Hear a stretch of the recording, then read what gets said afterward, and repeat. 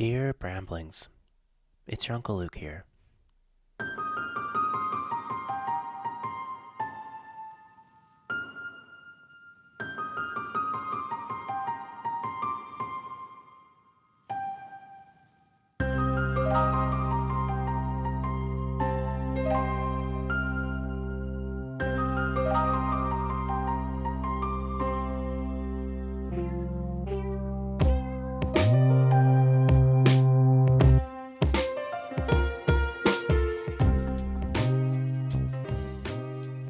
Hello, everybody.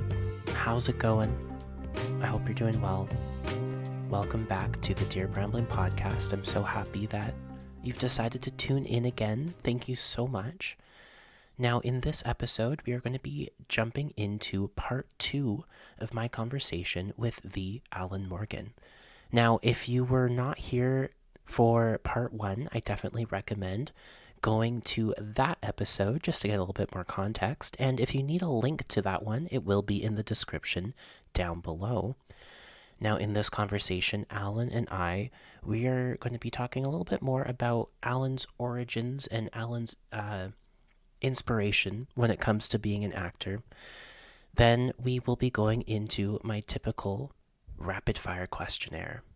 Now, I just want to give a wholehearted thank you to Allan for coming onto the podcast and for sharing his story and for holding space for my own, making my podcast his podcast debut.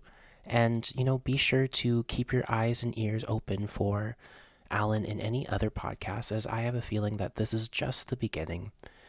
However, let's just keep this short and sweet, and let's just jump into this conversation with Allan Morgan. Thank you so much, everyone, and I'll see you on the other side.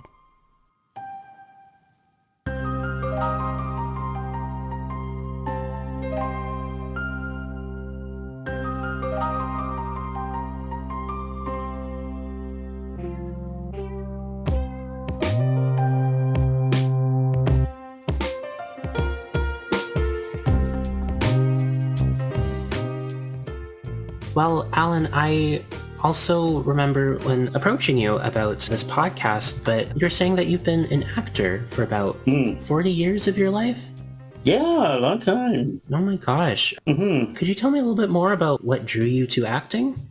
Yeah, I think I was always drawn to acting. I was in, I played Billy Goat Gruff in grade 3. Okay. And I think I was hooked. But what really hooked me was I was in grade 6. I was still with my class of people who had advanced, so we were a little clique ourselves. Mm-hmm. And I had a great teacher. Her name was Mrs. Wild. And we used to have to read in class out loud, stand up and read, right? Oral readings. That was called? I think so. Mm-hmm. And I don't remember the story. I don't remember anything about it except it was about horses galloping across a plain.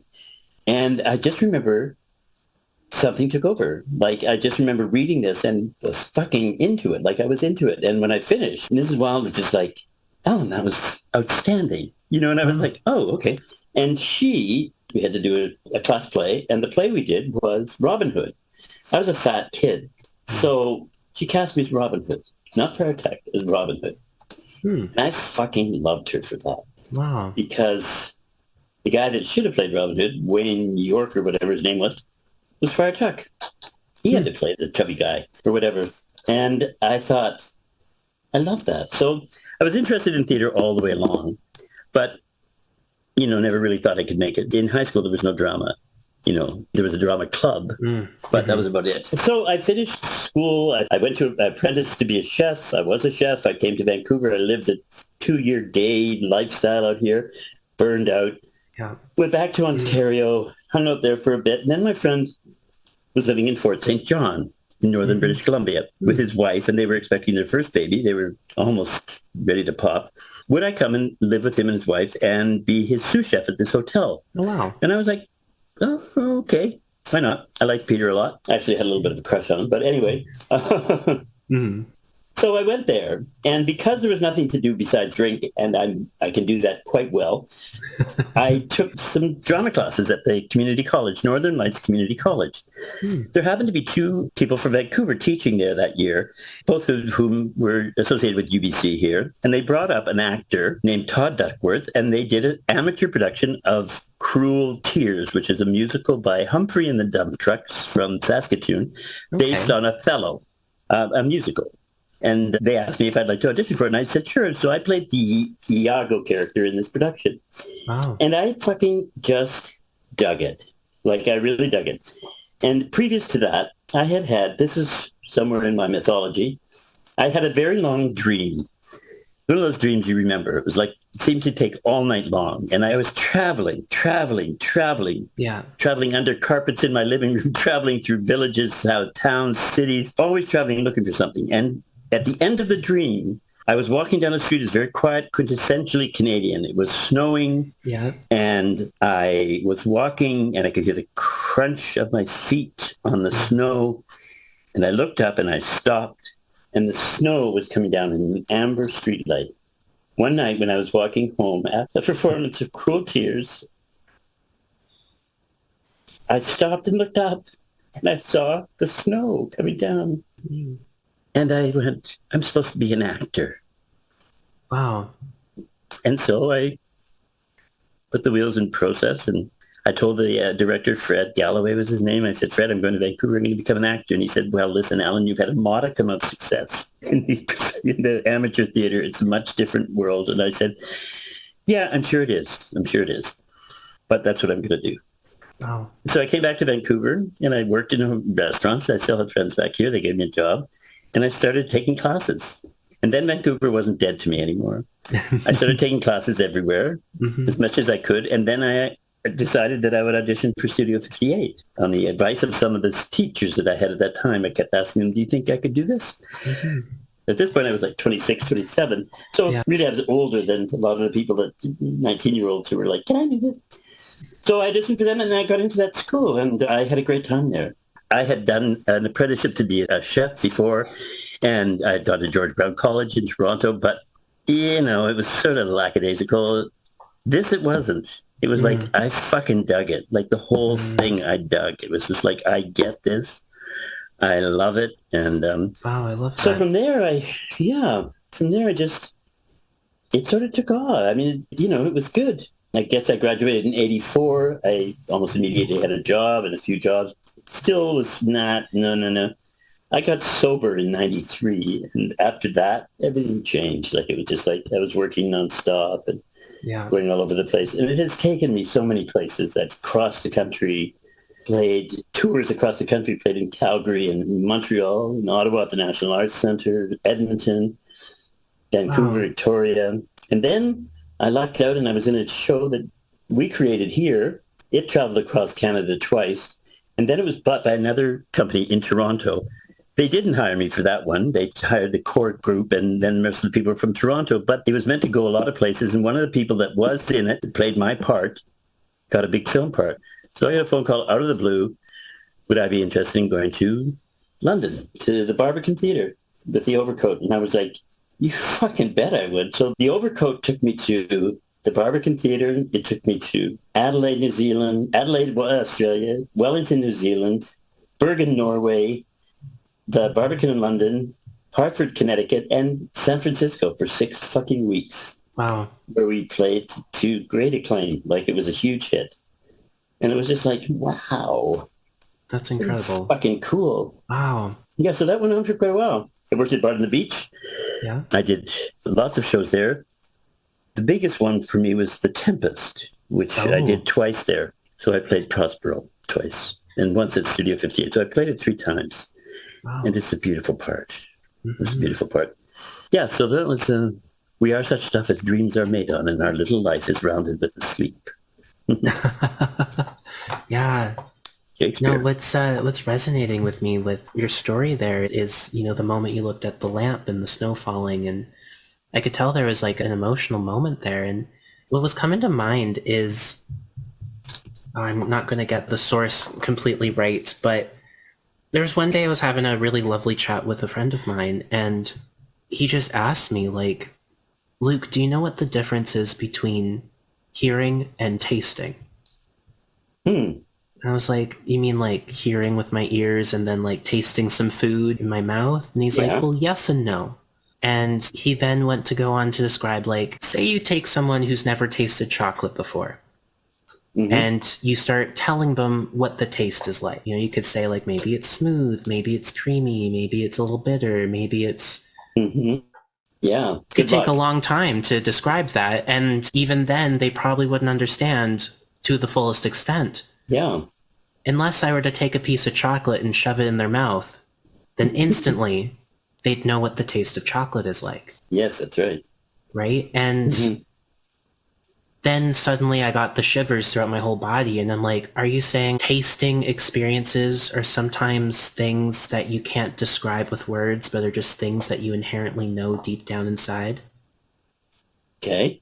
You know what I mean? And it just kind of sounds like that moment that you described, staring at the light with the snow. It was like you just tasted the understanding that you needed to be an actor. I also, for me, there's often signs that I choose to decipher in such a way. Like the sign of the street light, to me, seemed an obvious one because I had remembered the dream so vividly and the end of the dream so vividly. And it seemed to be, the end of the dream seemed to be the beginning of a new adventure, right? So that wherever this was, it wasn't the end, it was a beginning. And so here I was at a point where it was time for me to leave Fort St. John anyway. You know, it just wasn't good for me. And so here was, it wasn't a lifeline, it was the right line. Ooh, wait, hold on. Say that again. It wasn't a lifeline, it was the right line. It was like a line that's thrown to me. I love that saying. I love how you put that. I'm sorry for interrupting. No, continue. Okay. I thought it was good too, and I just made it up. Oh, so good. There was another time when I was writing a play, and this was after I did the Prostro. I had no work. It was really scary. I had no money and no work, and it was really getting frightening. And it never happened in my career. And so my brother, who had worked at the British Columbia Nurses Union and had the labor relations officer there, asked me if he got me a job there, would I do it for 3 years? And I was like, fuck you. But then I thought, I better. So I took this job working for a union and joined another union. And I was there for a couple of years. They loved me. You know, I had a great time. I was decorating my cart. It was lights on it for every special occasion. Everybody had candy bowls out to keep me talking longer. It was pretty darn good. They kicked us out. They locked us out. So we were on strike for 6 months. During which I was like, I just came to the fore. It was just like, woo, you know, I'm like, let's organize this. I organize this. I organize this. I organize this. I organized a lot of things, a lot of events, which was a lot of fun. This was me. This was my authentic self coming out while I was on that line, giving things to keep everybody together. There was an event, we had a Thanksgiving Day event where I insisted, like we had this really shitty place to picket. And we were just up along this highway. I called it the Highway Riviera. I made signs. I did all this sort of stuff to make it all interesting. But I said, we have to have a Thanksgiving Day party. Everybody's like, where our base camp was down here, not visible. They said, we should have it down here. There's lots more room. I said, no. We have to have tables. We have to have tents in case it rains. We have to have chafing dishes. We have to have plates. We have to have glasses. We have to have chairs. We have to have tables. You bring your gourds from home, and we're decorating the fuck out of this place. And we're going to have a food bank donation thing for 3 weeks beforehand because even in our darkest moments, we have to show gratitude. And we'll show that union that's fucking us around, the nurses union who claims to care about community. They're fucking the least paid people in their chain around, dicking us around. We'll show them what that is like. You help people behind you. You lift them up. You elevate them, you know? So that event was fucking brilliant, Luke. It was just brilliant. It's like one of the highlights of my life because there were people normally behind desks, running through the fields, collecting fucking wildflowers to decorate these tents with. And they brought their gourds, their weirdo gourds from home, and the food was delicious. We had the media there for the first time. I made all these awards to give out to people who had come to help us. Never let it be forgot that once there was a spot for one shining moment was known as Camelot. That's how I described the whole thing. Oh, wow. Beautiful. Anyway, I ended up writing a play about that because at the end of 5 months, the day that I went back, they fired me. And I was lost. I was totally fucking lost. My brother, who was management, I had no support from him. I was driven into Vancouver on the day that I was fired, and they let me off in a snowstorm just by the Kingsgate Mall, and I collapsed in a heap on the ground, bawling my eyes out. Oh. I lost a year after that because it's just like gone. Yeah. But a dear friend of mine out of the blue sent me a check. And she said, we want you to write a play, but whatever you like, and we'll produce it. We're going to give you this money now, and then this is seed money. Write. We'll give you a workshop. So at the first workshop of this thing that I was writing, which was in Nanaimo at the Coast Bastion, I was writing away upstairs. We were having meetings during the daytime. And before the first meeting, the hotel was on strike. It was a union hotel built with union money, and they were trying to dick the people around. Oh, God. So I was outside having a smoke while they were picketing. And I had said solidarity, or, I'm with you guys. And they said, do you want to say a few words? It was like, sign. So I just said, I'm upstairs writing a play about the same situation you guys are in. And all I can tell you is stay strong. You can do it. And I'm doing it. We did it. And now I'm writing a play about it. And I think this is why I'm upstairs writing a play, because you guys are down here and I can just feel it in my bones that it's like the same thing. It's injustice. It's like they don't need any more fucking money. It's like you're the people. We're the people. Anyway, it was like another one of those moments where you just go, I'm blind if I'm not seeing that, that's not a positive support, Oh, that's incredible. Wow. Mm-hmm. Oh, my word. Thank you so much for sharing. Wow. Well, Allan, I was just wondering. Yes? Would you be down to do a little rapid fire questions to kind of wrap it up a little bit here? Yep. Yeah? Okay. I don't have a Pokemon fan. I'm not a... No, it's okay. No, that's all right. Okay, let's do rapid fire. I like it. Sure. And also, you don't have to go rapid fire if you want to, riff on something a little bit. Feel free. Okay. What does vulnerability mean to you? Scary vulnerability. Yeah. It's showing people this, I don't know how to explain. It's showing you my belly. Yeah. Vulnerability. And it's not a great belly. It's not good. So if I have to do that, it's like, it's so vulnerable. And absolutely. Do I get better at it? Sometimes, but not really. Vulnerability is the essence of acting, I think, too. So, I mean, it's like, it's an important part. If I'm a good actor, it's because of that kid, that fat kid who was made fun of. Because you can go either one way or the other. You can be somebody who just goes, fuck you, blah, blah, blah, blah, blah. Yeah. Or you can go, I totally understand how you feel. I'm the kid that, I was like Jesus or something. I'd go up to a school team that came to play our school and they lost. And I'd go up and say, I thought you guys were really great. Yeah. I love that. That was a great, I love that answer. Yeah. All right. Do you have a favorite movie? Yeah, I do. I have several. Okay. Okay, so one is All About Eve. Okay. Fantastic. You ever watch it? It's black and white, but it's about the theater, and it's Betty Davis, and it's a brilliantly written play. I've even read the book All About Eve, and played in the theater next to where they filmed it. In San Francisco, they filmed next to it. Anyway, that's one of them. The other one that I really like is Close Encounters of the Third Kind. Oh, okay. Because it was written at a time when aliens weren't coming to kill us. Aliens were beautiful. It was détente. There was no war in the world, really. That's when it sort of came out. And it was just about aliens were nice, and they weren't nice. They came and took some people away, but they brought the others back, Yeah. And it was that music. Yeah. Whichever it was. I just thought it was magnificent. Richard Dreyfuss, not a great fan of his, but in that movie he was great. I just remember him, the obsession, and understanding the obsession of him at dinner, making that mountain out of mashed potatoes and his family staring at him and going, our dad is crazy. And he knew, he was but he knew there was something calling him to go there. Yeah. Anyway, so that, and there's others, I guess. Okay. Yeah. So those are the two that are jumping out at you. Yeah, they tend to jump out at me. I love that. Do you have a favorite meal? Yeah. Roast chicken with stuffing, gravy, frozen corn, mashed potatoes. And I'm in heaven. Oh my gosh, that sounds so good. I make that for myself when times are tough, and if I've been going too much and I just want to be at home and alone, and it's good. Spaghetti's a close second, which I had tonight. Oh. I'm so happy you said 6:30 because I was like, okay, I'm going to make that fucking spaghetti now. Awesome. Yeah, now I'm getting hungry now too. Yeah, did you eat?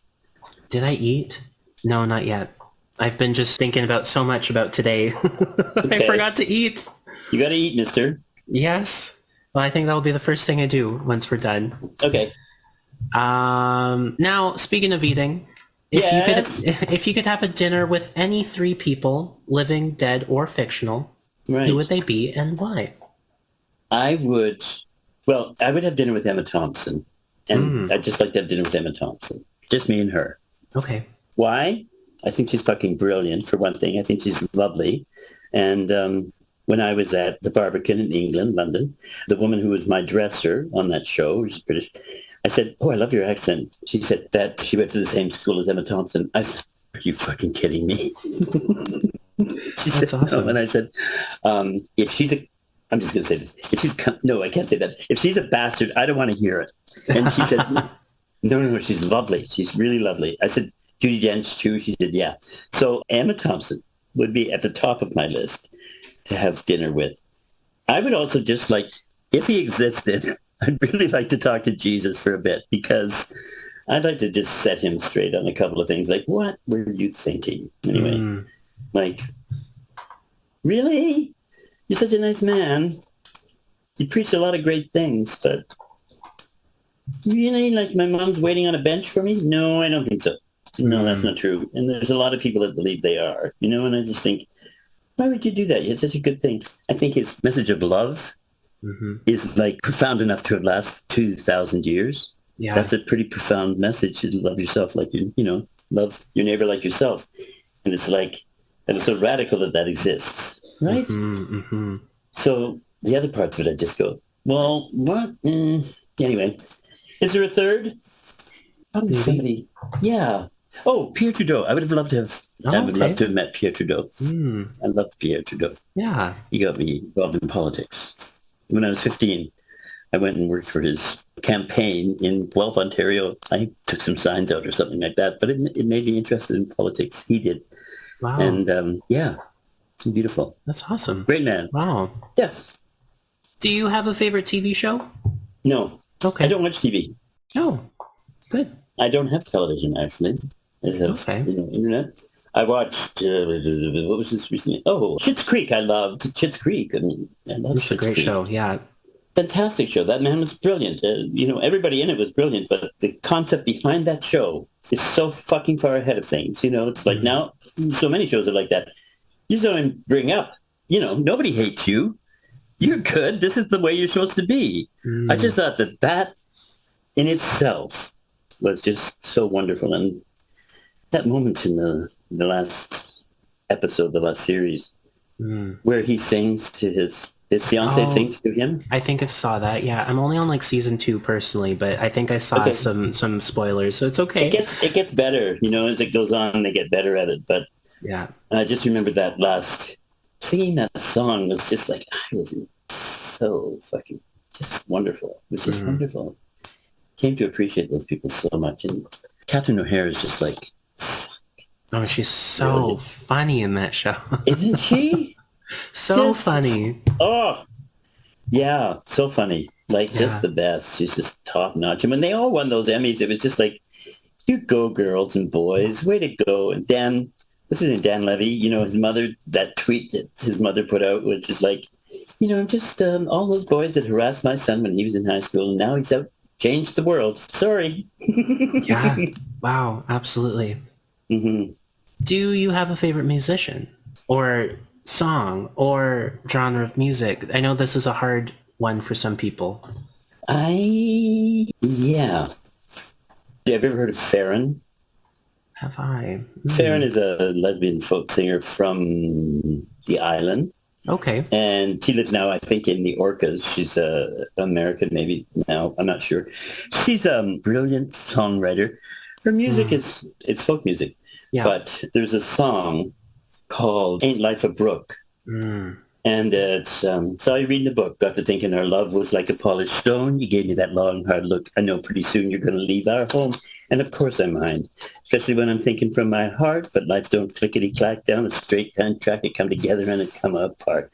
And I hope I'm not the kind to make you feel obliged to go ticking through your time with a pained look in your eyes. We covered the furniture, put away the photographs, went out to dinner one last time, had ourselves a bottle of wine and a couple of laughs. She worked for my brother's partner, who was an architect and built things. And when she was off time, she was a carpenter and did some work with him. So my brother's partner had an opening of some of his sculpture, pottery, just up here in a small gallery. Mm-hmm. And I went on opening night, and sitting in the corner was Farron with a guitar, a little cut, a little drunk, and playing music. And I went and listened. For me, at that point, she was like James Taylor. She was like that big to me. Yeah. And she has a really great selection of tunes. So I sat and listened, and she eventually noticed that I was there, and she motioned me to come over, and I sat next to her, and she really just had her guitar, and she leaned in my ear, and she said, "Is there something you want to hear?" And I said, "Ain't Life a Brook?" And she stood back, she went back, and she said, "Oh, you're hurting." Oh. And I went, "Yeah." Because I just broke up with my girlfriend at that point. And she sang that song in my ear. Oh, wow. Just for me. Oh. Fuck. It was so amazing. It was amazing. Oh. So beautiful. I'm a little envious hearing that. That sounds amazing. I often, at decade parties at 50, I had somebody sing a song, and it was hers. I asked them if it's called Independence Day. And it's Independence Day in my town. It's just about being independent, which I was at that time. At 60, it was Joni Mitchell's "And the seasons, they go round and round," the circle game. Yeah. Very poignant. And the next one coming up is 70. Oh, wow. In a year and a month. Isn't that crazy? Okay. Wow. So, yeah, Farron, I love female singers. If there's a song for me, though, that it's Four Strong Winds by Ian and Sylvia Tyson. Four strong winds that blow lonely, seven seas that run high. All the things that don't change come with me. Yeah. But the good times are all gone. I'm bound for moving on. So poignant and sad and wonderful. Mm-hmm. Oh, wow. There's another one, Going With Him Someday Soon, Sylvia Tyson. Okay. And it's about a cowboy rodeo rider coming to town to see her. Yeah. It's beautiful. It's music that has that, Irish music has Gaelic music has that sort of melancholia, about it. It's yeah, I know. I grew up with all those songs, so. Did you? Yeah. Yeah. I mean, I don't really know them, but, anytime my mom would be with her Irish gals, or anytime I was at an Irish dance competition. What, did you do Irish dancing? I did, yeah. I still sometimes do it, but yeah, that was 20 years competitive, and then 6 years non-competitive, so 27 years.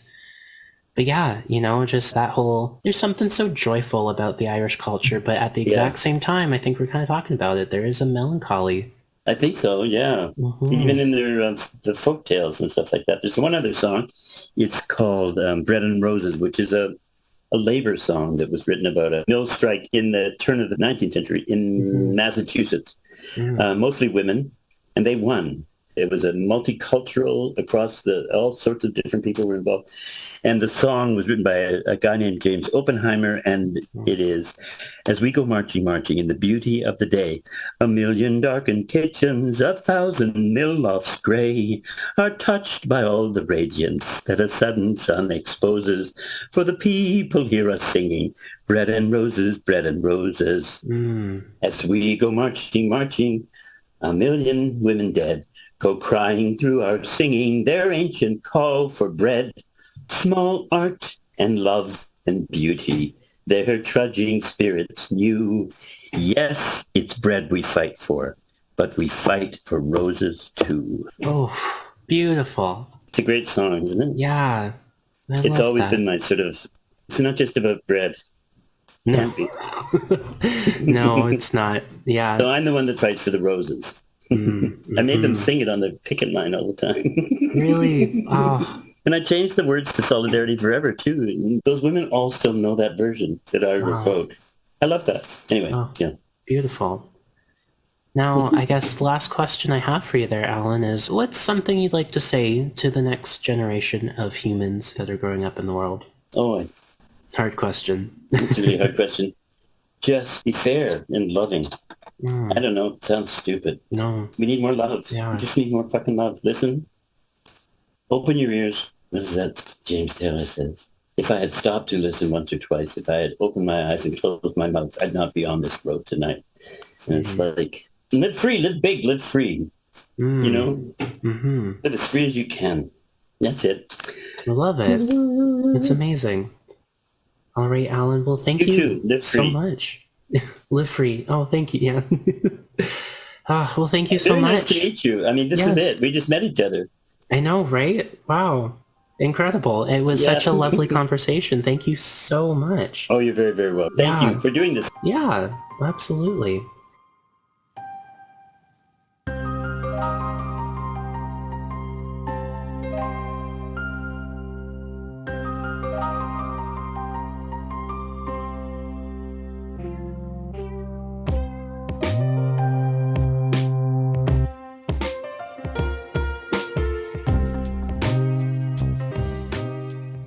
Alrighty, my friends. Thank you so much for listening. That is my conversation with the Allan Morgan. I really do hope that there was something to be taken away from this conversation, something to be learned, something to be understood. I really do find that this was a really beautiful conversation. I've said this once, I've said it twice, I've said it a million times. Now, if you want to check out Allan on any social media, you can check him out on Instagram at Allan J. Morgan. I will also have some links to some of the other things that he's been a part of down below, such as his IMDb, because, why not? Go check out what he's done. This is a remarkable human. I also really love the little sing-song he did at the end there. Did anyone else like that? That was so much fun. Oh, yes. I do want to just give a little shameless plug to myself. I do have my Patreon that is now officially up and going. And so if you do want to donate $5 to the Dear Brambling podcast, I would be super, super duper grateful and appreciative. 100% of the proceeds will be going back into the podcast so we can continue to make quality content like this. So if that is something you're interested in and you have an extra spare $5 to give, that money will be going to help pay for the editing, pay for any of the social media, maybe new mics, maybe some studio rental space, lots of stuff here. Yeah, the goal is to keep doing something like this for as long as I can. So if you're willing to help out, feel free to donate. No pressure, but yeah, I just thought I'd give a little plug there. And yeah, guys, I guess final thoughts on this conversation. It is so important to try to learn to belong to yourself. We got to try to stick up for other people that are having trouble protecting themselves. And we got to try to remember that everyone deserves to feel like they belong somewhere in this world. The world needs more Allan Morgans. Needs more people who are willing to meet other people where they're at and tell them that they're doing just fine and that somewhere everything is okay. Thanks so much, guys, for tuning in again. And next week, I'm really excited to be diving into another episode of the My Irish Dance Story series, where I will be having a special guest coming on to the podcast. And yeah, I'm really excited to show this conversation to you guys. I really do hope you listen. But with all that being said, thanks so much, guys. And yeah, I'll talk to you soon. Bye for now.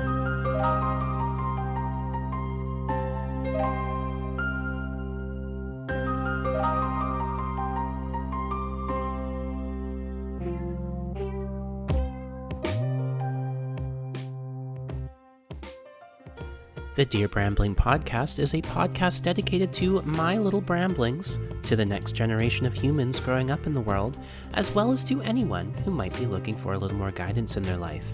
It is hosted by me, Luke Benoit. Editing and sound design are by Cedar Picture and Sound, MB Productions, and Hideout Productions.